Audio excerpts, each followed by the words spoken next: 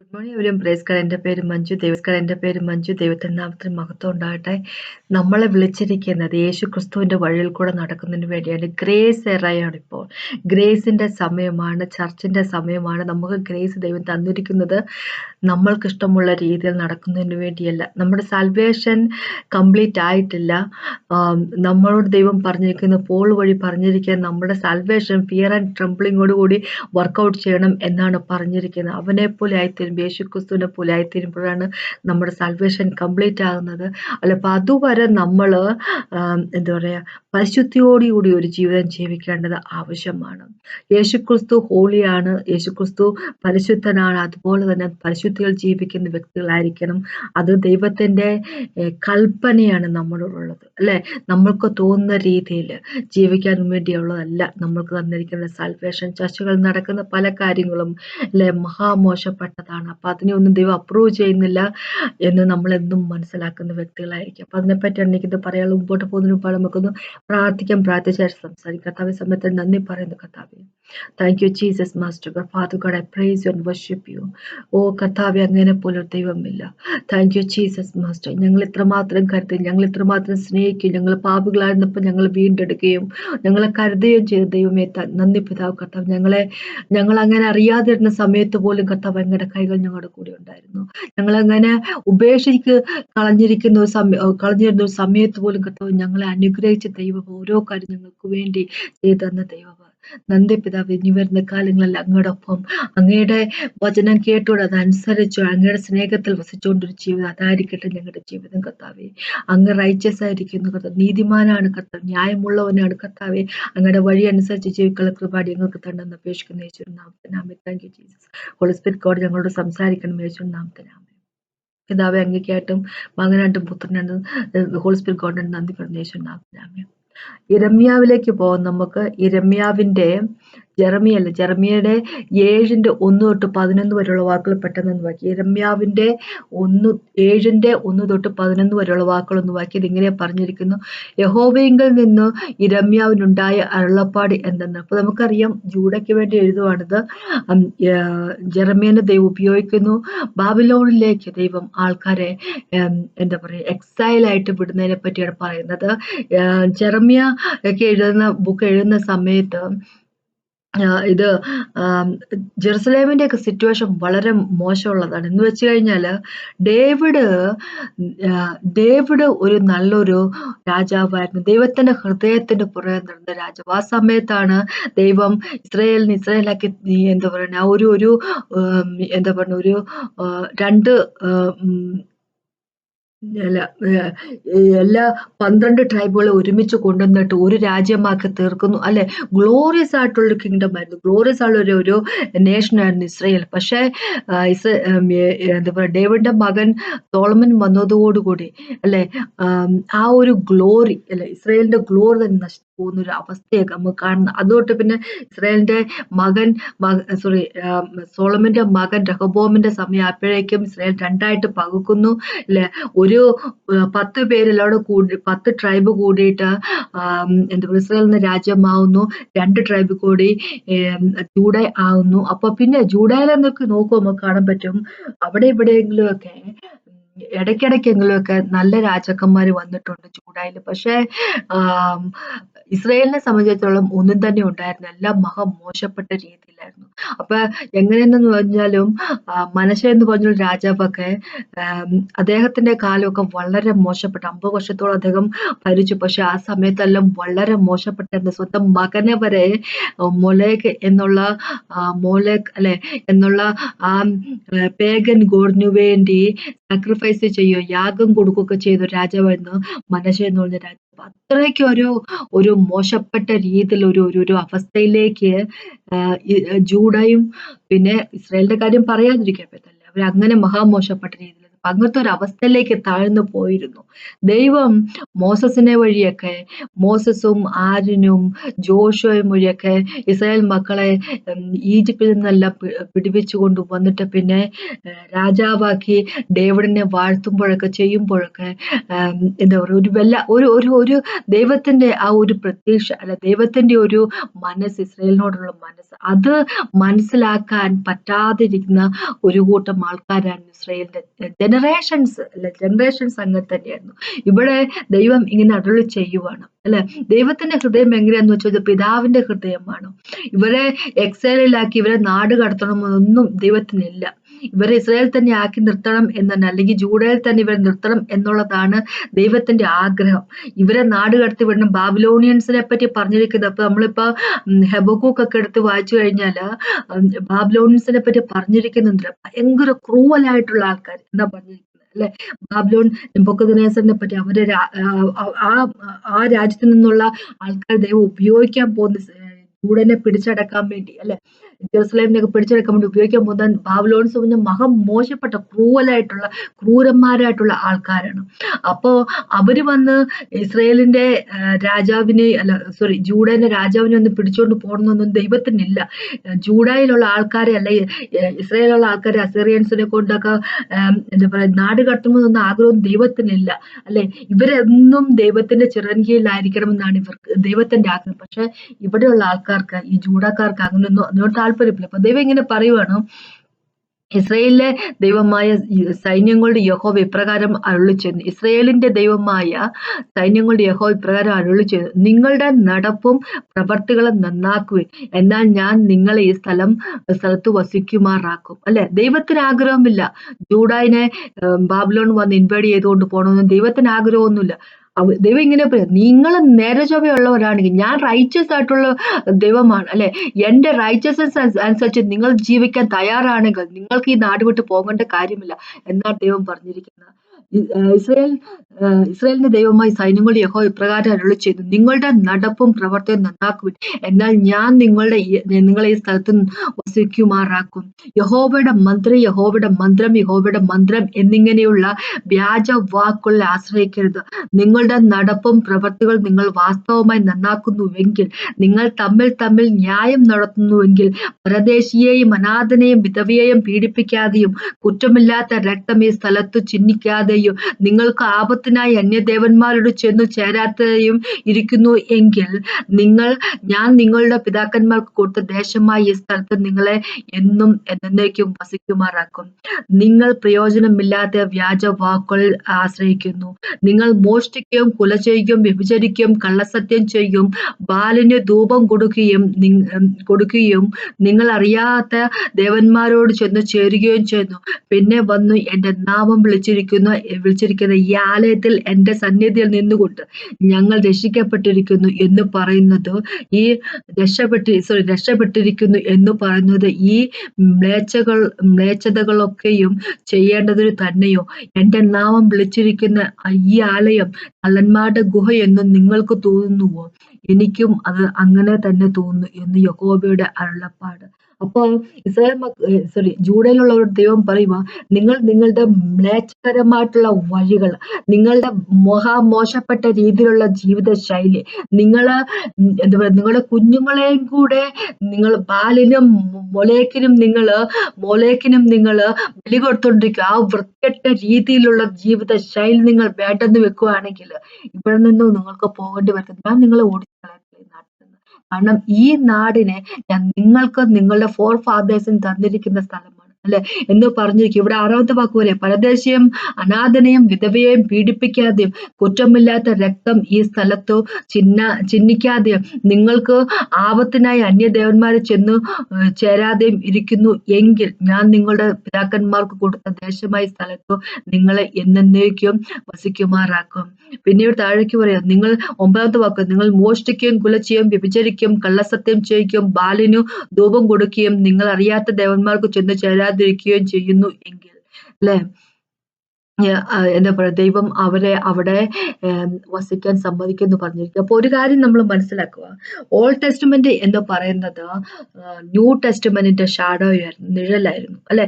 കൊളോഷ്യക്കകത്ത് ലേഖനത്തിൽ 2-ാമത്തെ ചാപ്റ്റർ ദൈവം പോൾ വഴി ഇങ്ങനെ പറഞ്ഞിരിക്കുന്ന പഴയ നിയമം പുതിയ നിയമത്തിന്റെ അല്ലെ നിഴലായിരുന്നു. സബ്സ്റ്റൻസ് എന്ന് പറഞ്ഞത് റിയൽ ആയിട്ടുള്ള കാര്യം എന്ന് പറഞ്ഞാൽ പഴയ നിയമത്തിലും പുതിയ നിയമത്തിലല്ല, റിയൽ ആയിട്ട കാര്യം എന്നാണ്. യേശു ക്രിസ്തുവാണ്, യേശുവിനെ പറ്റിയാണ് പറയുന്നത് ഓൾഡ് ടെസ്റ്റ്മെന്റ് മൊത്തം പറയുന്നത് അല്ലെ. യേശു തന്നെ പറഞ്ഞത് നിങ്ങൾ നിത്യജീവൻ കിട്ടുന്ന പറഞ്ഞ് സ്ക്രിപ്ചർ മൊത്തം ഫാരിസീസ് സാൾസിനെ പറ്റി പറയുക, നിങ്ങൾ സ്ക്രിപ്ചർ മൊത്തം വായിച്ചുകൊണ്ടിരിക്കും, പക്ഷെ നിത്യജീവൻ എന്നുള്ളത് യേശു ക്രിസ്തുവാണ് അല്ലെ. അവിടെ ഓൾഡ് ടെസ്റ്റ്മെന്റും അതിൻ്റെ അകത്ത് മൊത്തം പറയുന്നത് യേശു ക്രിസ്തുവിനെ പറ്റി. അപ്പൊ അങ്ങനെയാണെങ്കിൽ യെരമ്യാവ് വഴി ദൈവം ഒരു പ്രോഫസി കൊടുക്കും, ഇസ്രായേലിന് വേണ്ടി തന്നെയല്ലേ കൊടുക്കുന്നത്. ദൈവത്തിന്റെ മക്കൾ എന്നുള്ളത് നമ്മളും കൂടെയാണ്. ഇസ്രായേലിന്റെ പാട്ടാക്കി നമ്മൾ തീർത്തിരിക്കുക, ചർച്ചിനെ ഇസ്രായേലിന്റെ പാട്ടാക്കി തീർത്തിരിക്കുകയാണ് അല്ലെ.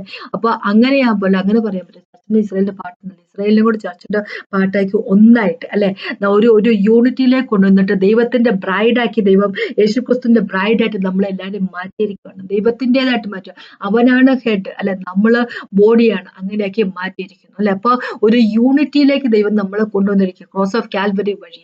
അപ്പൊ അങ്ങനെയാകുമ്പോൾ യെരമ്യാവ് വഴി ദൈവം ഇസ്രായേലിന് ജൂഡയ്ക്ക് കൊടുത്തിരിക്കുന്ന ഈ പ്രോഫസി അല്ലെ, ഇത് നമ്മൾക്കും കൂടെ ബാധകമാണ്. അപ്പൊ ദൈവം പറഞ്ഞിരിക്കുവോ ഇവിടെ, നിങ്ങൾ നിങ്ങളുടെ വൃത്തികെട്ട രീതിയിലുള്ള നിങ്ങളുടെ വിക്കഡ്നെസ് അല്ലെ, നിങ്ങളുടെ മ്ലേച്ഛകരമായിട്ടുള്ള രീതികൾ, നിങ്ങൾ കൊലപാതകളാണ്, നിങ്ങൾ എന്താ പറയാ അന്യന്റെ പിടിച്ചു പറിക്കുന്നവനാണ് അല്ലെ, നിങ്ങൾ മോശപ്പെട്ട രീതിയിൽ നിങ്ങൾ ജീവിക്കുന്ന വ്യക്തികൾ, നിങ്ങൾ വ്യഭിചാരികളാണ്, നിങ്ങളുടെ ആ ജീവിത ശൈലി നിങ്ങൾ മാറ്റുകയാണെങ്കിൽ നിങ്ങൾ എന്നിലേക്ക് തിരിച്ചു വരാൻ നിങ്ങൾക്ക് താല്പര്യമാണ്, ഈ നാട്ടിൽ നിന്ന് നിങ്ങൾക്ക് പോകേണ്ട യാതൊരു കാര്യവുമില്ല. അപ്പൊ നമുക്ക് ചോദിക്കാം, ഇതെങ്ങനെയാണ് ചർച്ചിൽ ആപ്ലിക്കബിൾ ആയിരിക്കുന്നത്?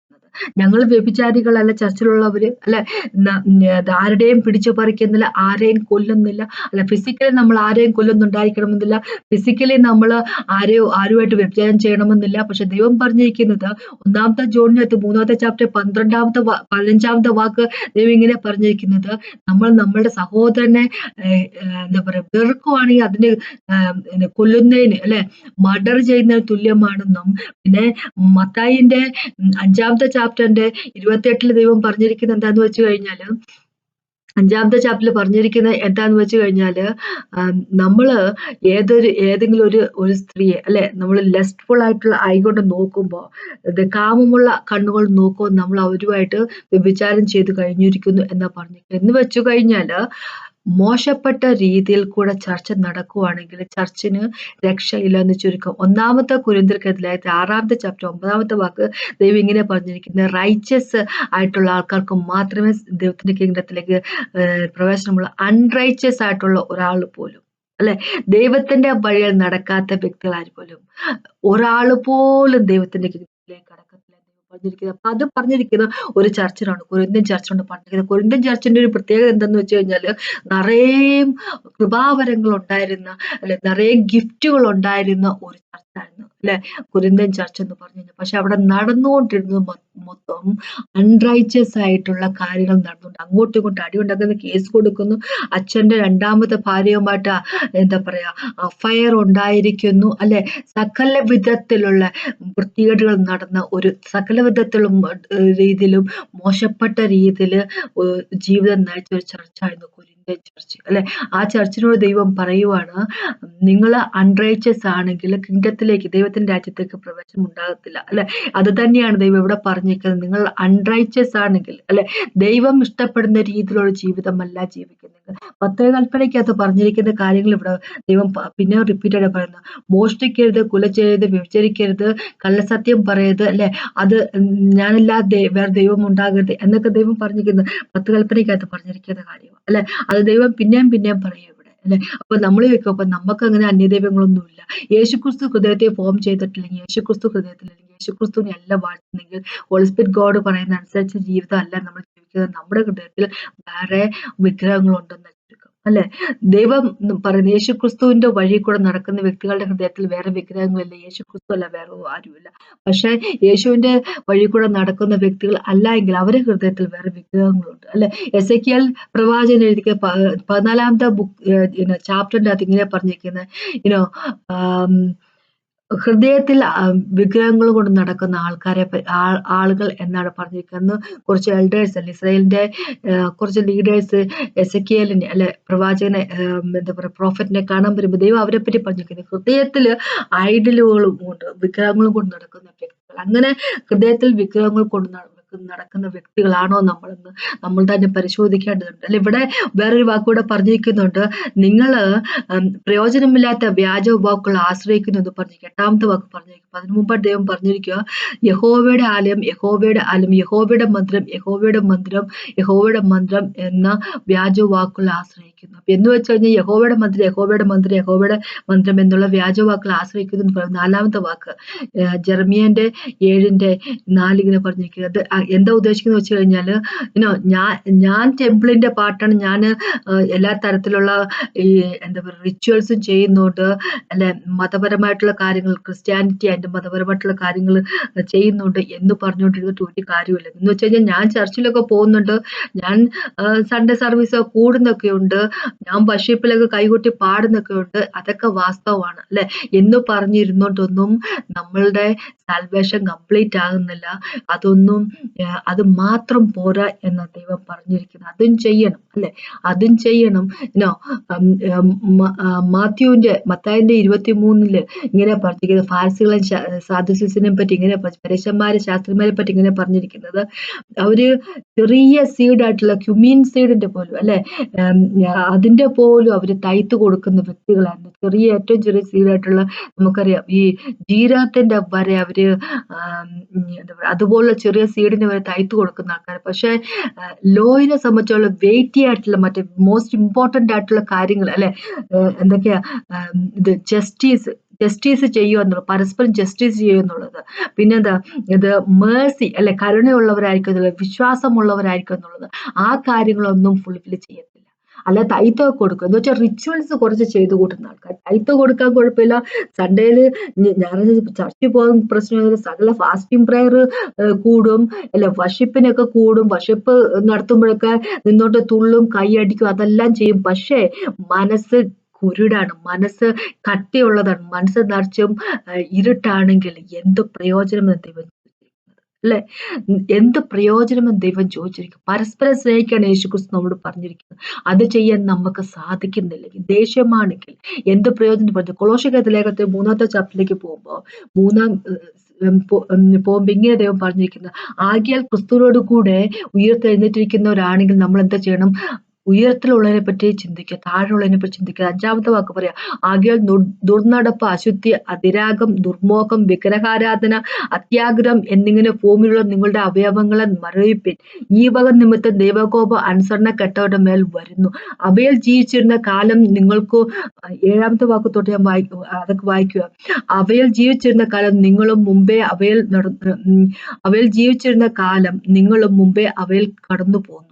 ഇപ്പോഴോ നിങ്ങളും കോപം, ക്രോധം, ഈർഷ്യം വായിൽ നിന്ന് വരുന്ന ദൂഷണം, ദുർഭാഷണം ഇവയൊക്കെയും വിട്ടുകളയുവൻ.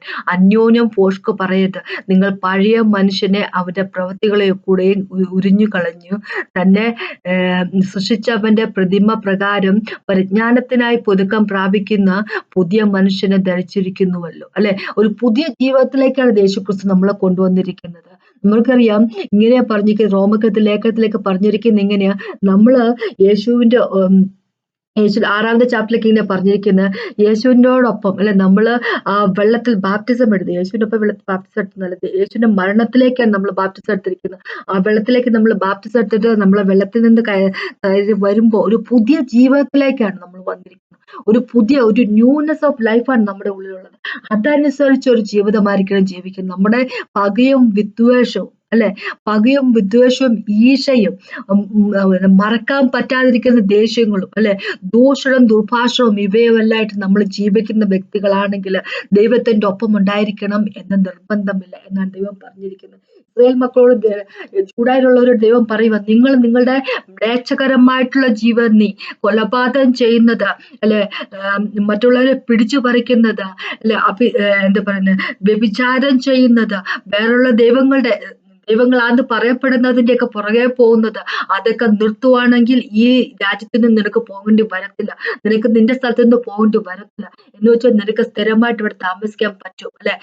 എന്ന് പറഞ്ഞ പോലെ തന്നെ ദൈവം നമ്മളോട് പറയുക, എന്താ പറഞ്ഞ, ദൂഷണം പറയാതെ, ദുർഭാഷണം നടത്താതെ, ഈർഷ്യത്തോട് ജീവിക്കാതെ, ക്രോധത്തോട് ജീവിക്കാതെ അല്ലെ, നമ്മള് കോപത്തോട് ജീവിക്കാതെ, മറ്റുള്ളവരോട് ശ്രമിച്ചുകൊണ്ട് പുറത്തുകൊണ്ട് ജീവിക്കുന്ന ഒരു ജീവിതം ജീവിക്കാൻ നമ്മൾ തയ്യാറാണെങ്കിൽ സ്വർഗത്തിന്റെ രാജ്യം നമുക്കുള്ളതാണ്. അല്ലെങ്കിൽ അൺറൈച്ചസ് ആയിട്ടുള്ള ഒരാൾ പോലും സ്വർഗത്തിന്റെ രാജ്യത്തിന് പാത്രമാകത്തില്ല എന്ന് ദൈവം നമ്മളോട് പറഞ്ഞിരിക്കുന്നു. നമ്മൾ മനസ്സിലാക്കണം എന്ന് ഉദ്ദേശത്തോടുകൂടി തന്നെയാണ് ദൈവം പറഞ്ഞിരിക്കുന്നത്. വ്യഭിചാരികൾ ഒരെണ്ണം പോലും അല്ലെ സ്വർഗത്തിന്റെ രാജ്യത്തുണ്ടാകില്ല എന്ന് ദൈവം പറഞ്ഞിരിക്കുന്നു. സോദമൈറ്റുകൾ ഉണ്ടാകത്തില്ല എന്ന് ദൈവം പറഞ്ഞിരിക്കുന്നു.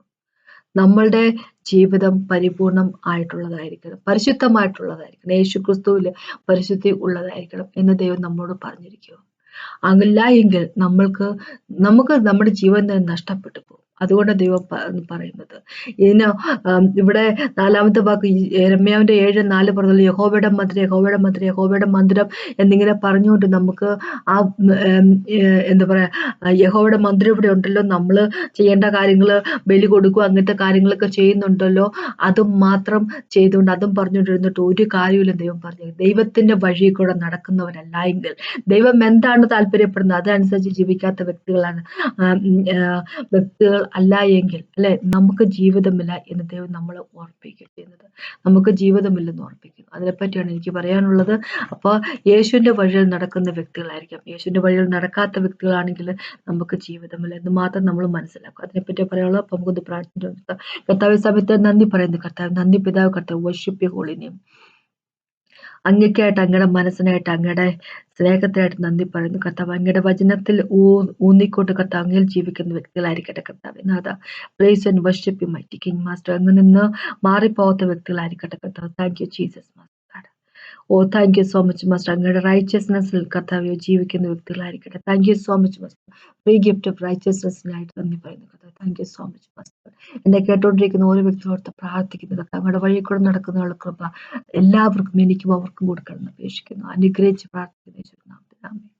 Thank you Jesus master. യേശുനാമത്തിൽ നീ കേട്ടെന്നെ ദൈവത്തിനകത്ത് മഹത്വം ഉണ്ടാകട്ടെ.